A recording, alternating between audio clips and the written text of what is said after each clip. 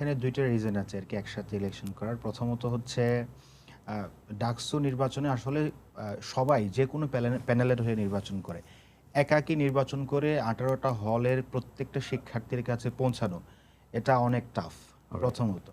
দ্বিতীয়ত হচ্ছে মানে ইকোনমিক একটা ব্যাপার-স্যাপার রয়েছে। আপনি পার্সোনাল ফাইন্যান্সে আসলে এই পুরো কস্ট বেয়ার করতে পারবেন না। সে জায়গা থেকে যদি একটা প্যানেলের হয়ে নির্বাচন করে কেউ, তখন তার এই দুইটা সাপোর্টই থাকে।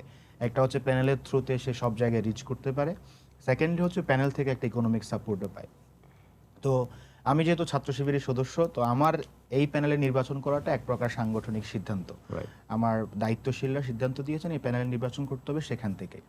আর ও সাথে আসার মূল কারণটা অলরেডি আমরা বলেছি, সেটা হচ্ছে আমাদের দুইটা ইন্টেনশন ছিল। একটা হচ্ছে ইকোনমিক সাপোর্টটা, আমি যে ইনকাম করি সেখান থেকে হয়তো আমার রেগুলার যে কস্টটা এটা আমি বিয়ার করতে পারি, কিন্তু ইলেকশনের জন্য যে টাকাটা প্রয়োজন ওটা আমার পার্সোনাল পক্ষে বিয়ার করা সম্ভব না। তো আমি তাকে বললাম যে তোমার জন্য যেন ফাইন্যান্সটা ম্যানেজ করা সহজ হয়, তুমি আমাদের প্যানেলে আসো, সেখান থেকে তোমাকে প্যানেল থেকে সাপোর্ট করা হবে। এক আর দ্বিতীয়ত হচ্ছে একসাথে নির্বাচন করলে একটা বেনিফিট আমরা পেয়েছি, সেটা হচ্ছে আমরা চিন্তা করলাম মেয়েদের হলে সাধারণত ছেলেদের অ্যাক্সেস নাই, আবার ছেলেদের হলে মেয়েদের অ্যাক্সেস নাই।